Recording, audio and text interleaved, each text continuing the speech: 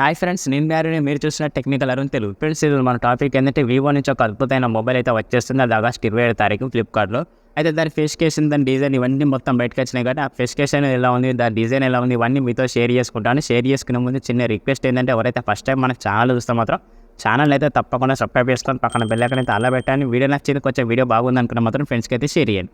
Friends, ఇక mobile విషయానికి వస్తే మొబైల్ వచ్చి వివో T3 Pro. ఇది వచ్చి ఆగస్ట్ 27 తారీఖు ఫ్లిప్కార్ట్లో అయితే లాంచ్ అవుతుంది. దీన్ని స్పెసిఫికేషన్ అంటే లీకేజ్ అయినాయి. ఆ స్పెసిఫికేషన్ తెలుసుకున్న ముందు ఒకసారి డిజైన్ అయితే చూద్దాం. డిజైన్ అయితే డిస్ప్లే మీద చూడండి, మీకు ఎలా అనిపించిందో దాని గురించి అయితే తప్పకుండా కామెంట్ అయితే రిప్లై అయితే ఇవ్వండి ఫ్రెండ్స్, మర్చిపోకండి. అయితే నాకు ఎలా అనిపిస్తుంది అంటే, డిజైన్ అనేది చాలా బెస్ట్ డిజైన్ అని చెప్పుకోవచ్చు. ఎందుకంటే బ్యాక్ సైడ్ వేగన్ అయితే లభిస్తుంది, ఫ్రంట్ అయితే కార్నింగ్ ప్రొడక్షన్ లభిస్తుంది. కాబట్టి చాలా ఎక్సలెంట్ డిజైన్ అని చెప్పుకోవచ్చు.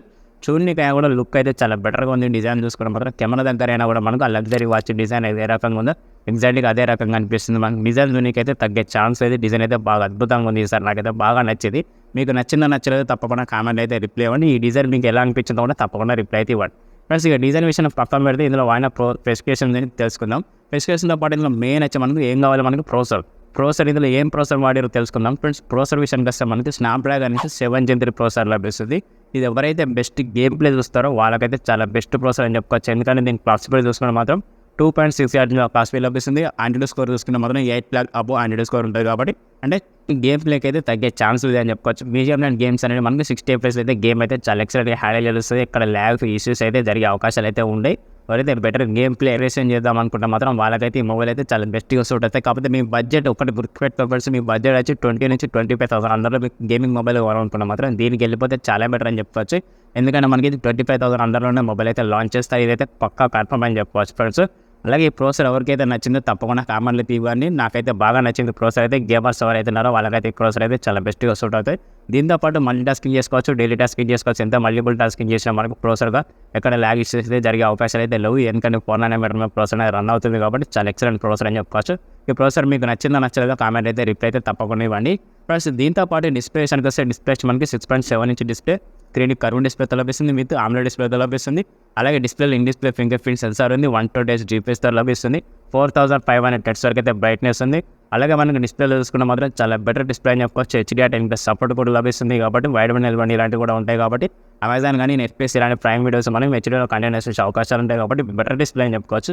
ఎందుకంటే కలర్స్ వైజ్గా చూసుకున్న మాత్రం 8 ప్యానల్తో లభిస్తుంది. కాబట్టి కలర్స్ అనేవి న్యాచురల్గా వచ్చేస్తాయని చెప్పుకోవచ్చు. డిస్ప్లేలో చూసుకున్న మాత్రం చూడడానికి అయితే లుక్ అయితే వేరే లెవెల్ అని చెప్పుకోవచ్చు. ఎందుకంటే 3D కర్వ్ డిస్ప్లే కాబట్టి ఎక్స్పీరియన్స్ అనేది వేరే లెవెల్లో ఉంటుంది ఫ్రెండ్స్. ఎందుకంటే బ్రైట్నెస్ చూసుకున్నా కూడా మనకు 4500 nits బ్రైట్నెస్ ఉంది. కాబట్టి సన్లైట్లో కూడా మనకు డిస్ప్లే కొంచెం బెస్ట్ డిస్ప్లే అని చెప్పుకోవచ్చు. ఈ డిస్ప్లే మీకు నచ్చిందా నచ్చలేదో తప్పకుండా కామెంట్లు అయితే తప్పకుండా రిప్లై ఇవ్వండి. నాకైతే బాగా నచ్చింది డిస్ప్లే చూసుకుంటే మాత్రం. ఈసారి డిస్ప్లే చాలా ఇంప్రూవ్ చేశారు.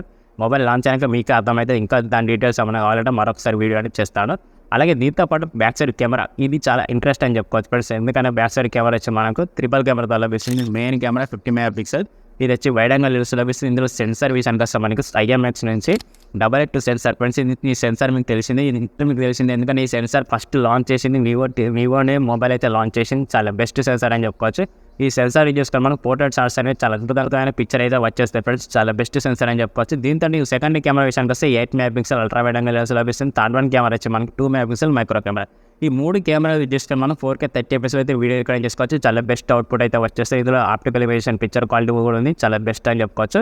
అలా పెరిగి ఫ్లాష్ కూడా లభిస్తుంది. కాకపోతే కెమెరా దగ్గర లుక్ అయితే నాకైతే బాగా నచ్చింది. మీకు నచ్చిందో నచ్చలేదు కామెంట్ అయితే రిప్లై అయితే ఇవ్వండి. కెమెరా అవుట్పుట్ చూసుకున్నా కూడా చాలా బెటర్ అవుట్పుట్ అయితే లభిస్తాయి. క్వాలిటీ దగ్గర అయితే ఇక్కడ మనకు తగ్గే ఛాన్స్ అయితే లేదు. ఈసారి కెమెరా అయితే బాగా ఉందని చెప్పుకోవచ్చు. అది ఒక్కటే మైనస్ పాయింట్ ఏంటంటే మనకు ఫ్రంట్ విషయానికి వస్తే మైనస్ పాయింట్ అని చెప్పుకోవచ్చు. ఎందుకంటే 60 MP సెల్ఫీ కెమెరా ఇచ్చారు. ఇందులో ఫుల్లెస్ట్ 30 FPS అయితే రికార్డింగ్ ఇచ్చారు. ఇక్కడ కొంచెం అప్డేట్ అయ్యి 32 MP ఇస్తే చాలా బెటర్గా ఉంది. మేబీ ఫ్యూచర్లో అప్డేట్ అయితే ఇంకా బెటర్ అని నా ఒపీనియన్. చూడండి, మేబీ మొబైల్ లాంచ్ అయ్యే వరకు అయితే ఇంకా ఏమైనా జరిగే అవకాశాలు ఉంటే మాత్రం బెస్ట్ అని చెప్పుకోవచ్చు. ఎందుకంటే మనకు 32 MP సెల్ఫీ కెమెరా ఇస్తే ఇంకా చాలా బెటర్ అని నా ఒపీనియన్. చూడండి, మొబైల్ అయితే లాంచ్ చేసే వరకు అయితే చూద్దాం. లాంచ్ అయినాక మరొకసారి ఏమైనా డిఫరెన్స్ వస్తే మీకు మళ్ళీ ఒకసారి ప్లాన్ ఇచ్చేస్తాను. ఇప్పుడు కూడా లీకేజ్ ప్రాబ్లం చూసుకునే మాత్రం ఫ్రంట్ అయితే 60 MP సెల్ఫీ కెమెరా ఇస్తున్నారు. ఇందులో ఫుల్లెస్ట్ 30 FPS అయితే వీడియో రికార్డింగ్ చేసుకోవచ్చు. ఫ్రంట్ విషయానికి వస్తే అప్లికల్ ఇమేజెస్ ఇలాంటివి ఏవైతే లేవు, ఇది ఒకటైతే గుర్తుపెట్టుకోండి ఫ్రెండ్స్. అలాగే బ్యాటరీ పరంగా చూసుకున్నా కూడా చాలా అద్భుతం అని చెప్పుకోవచ్చు. బ్యాటరీ వచ్చి మనకు 5500 mAh బ్యాటరీ లభిస్తుంది. 80 వాట్ ఫాస్ట్ ఛార్జర్ లభిస్తుంది. కాబట్టి చాలా ఎక్సలెంట్ బ్యాటరీ అని చెప్పుకోవచ్చు. ఎంత హెవీగా వాడినా కూడా 1.5 day వరకు అయితే బ్యాటరీ బ్యాకప్ వస్తుంది.